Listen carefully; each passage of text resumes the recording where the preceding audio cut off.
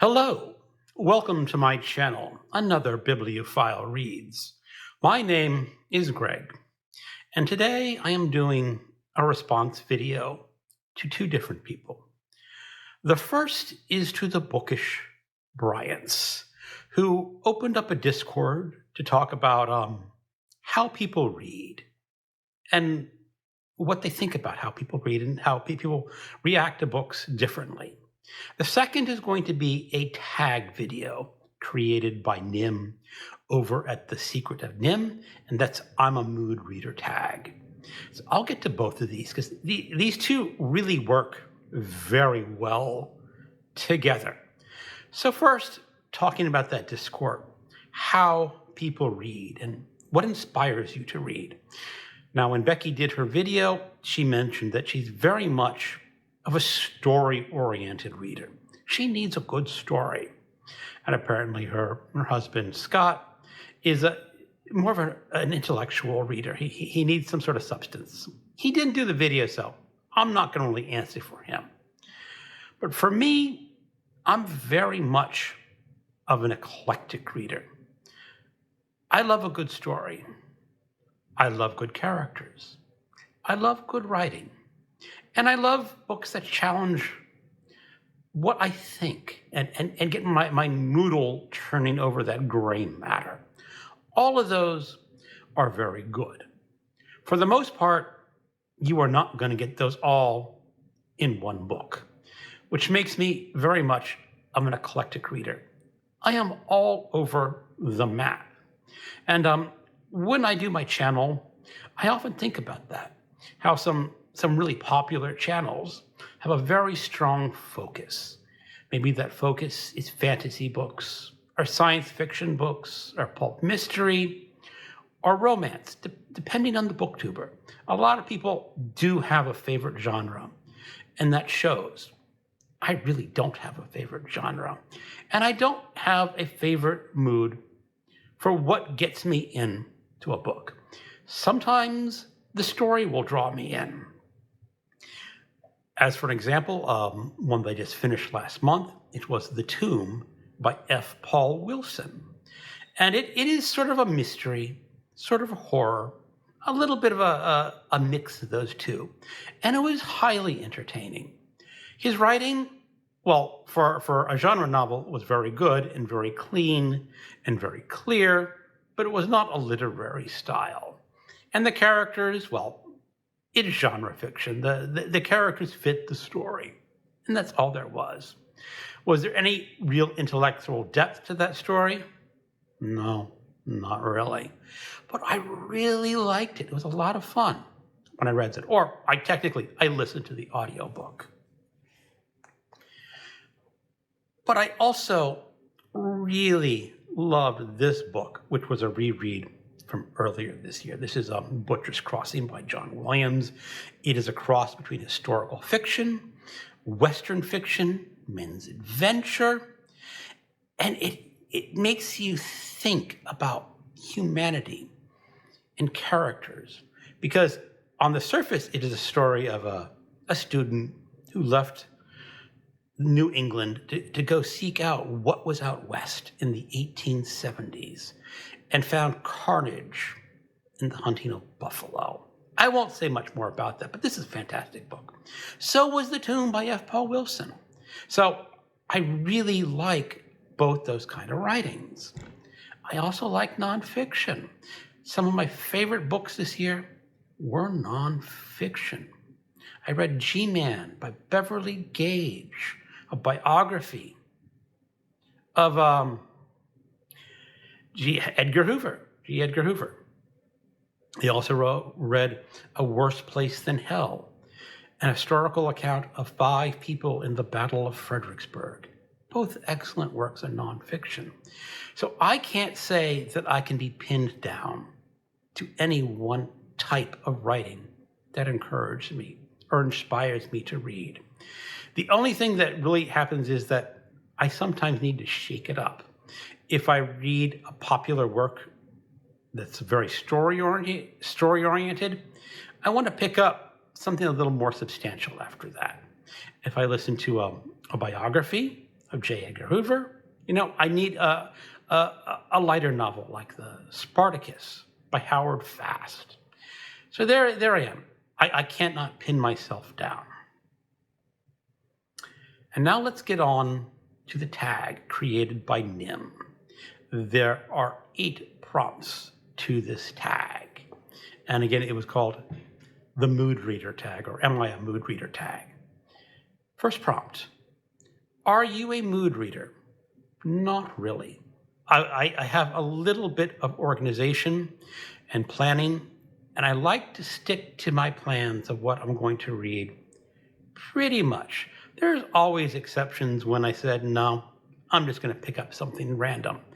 But that's a rarer case. I usually know in advance what I'm going to be reading in the month with 1 or 2 subscribers. Again, I would say I am an eclectic reader. Prompt number 2. What are your 5 favorite genres? Or how many can you think of? Well, I have a database of every book I've read since December of 1990. So it's pretty easy for me to query my database and tell you exactly what type of genres I've been reading. Now, for this, I have only queried books read in 2023.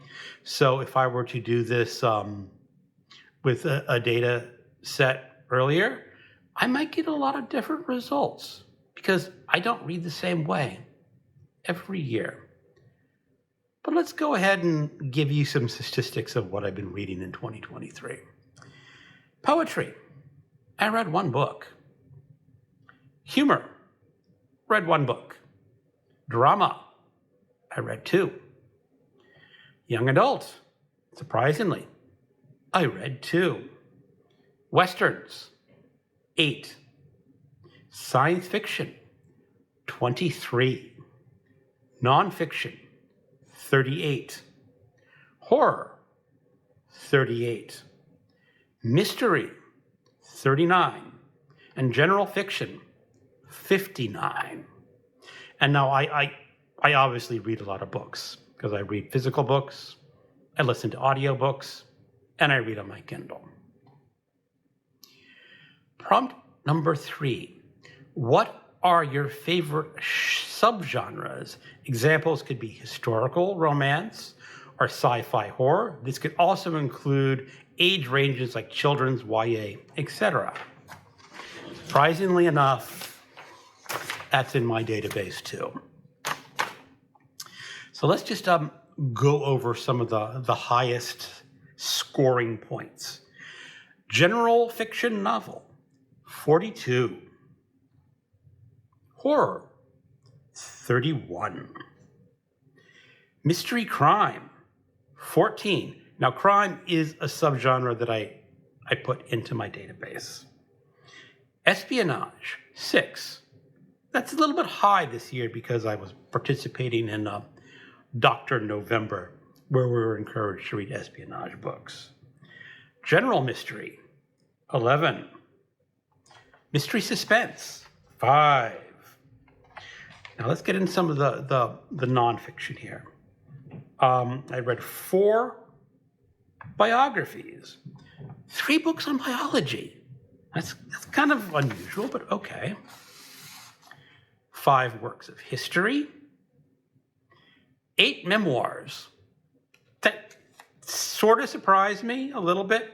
Then I remembered that I was a judge for the BookTube Prize, and memoirs are extremely populous in the BookTube Prize category, so not too unusual. And I hope there are less memoirs in 2024 BookTube Prize. That's just a hope. I probably won't get it. And I read 5 books of political science. Fantasy, 2 books. Just science fiction, 21. And I mentioned before, 8 Westerns. So that is my breakdown of category. Obviously, the most popular one is just general novel, followed by horror. And that's a bit of a surprise. Horror is I'm reading a lot more horror this year than I have read in previous years. For whatever reason, it's just popping up as books that I want to read. Prompt number 4. What genres do you reach out for the most? I think that's sort of been answered in all my statistics there. Prompt number 5. What genres help you get out of a reading slump the most? Or what formats, such as graphic novels or short stories?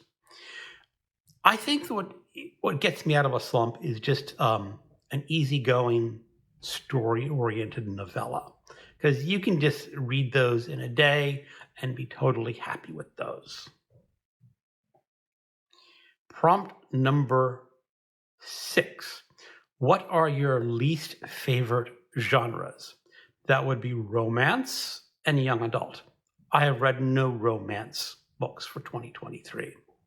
No big surprise. I was supposed to read one for Garbogist. I picked one up out of a thrift store sale for 50 cents. And I said, I'm going to give this romance a shot. It was some sort of paranormal, girl is a werewolf sort of romance, and I just never got to it. The year before, I read a Jane Austen novel. Yes, I do consider Jane Austen the godmother of the romance novel. And I just did not get along well with Jane Austen.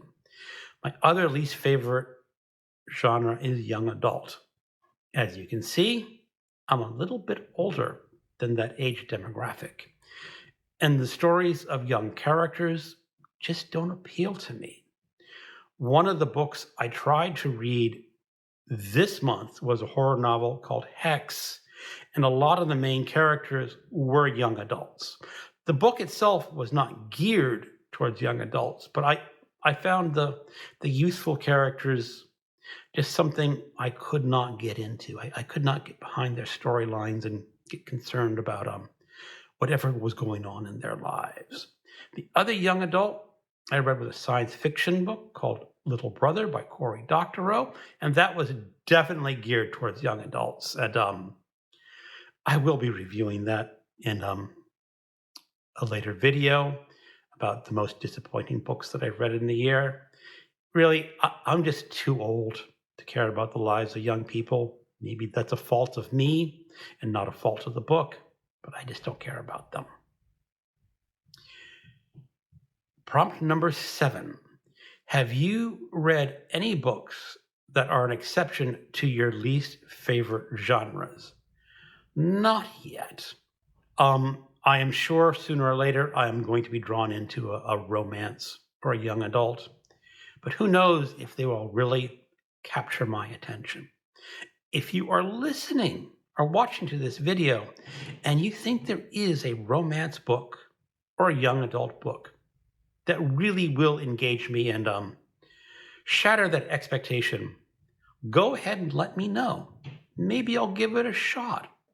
Because sometimes books can break expectation.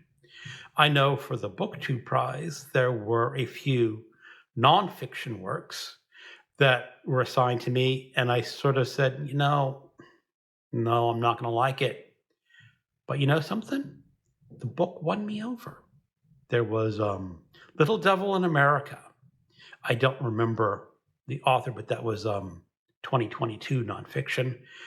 And I looked at it going, no, not going to interest me. And I really liked it. And in 2023, there was a history book called The Secret City. Again, I forgot the author, not taking notes, which was about the gay history of Washington, D.C. And I thought it just would not really interest me. But that book was really fabulous because it mostly dealt with the political life of gay people in Washington, D.C. And that merging of those two subjects just fascinated me. So yes, it is possible for a book to break your expectations. So recommend me a young adult or recommend me a romance. Prompt number 8, tag your friends. All right, let's tag Mark, Book Time with Elvis, Jim, Books, Reading, and Stuff. Let's do Randy Ray, The Literate Texas. And I'm going to do Alan at Big Hard Books and Classics. I think he was tagged already, but I'm not sure. But let's get him doing that. Well, anyway, thank you for watching and keep on reading.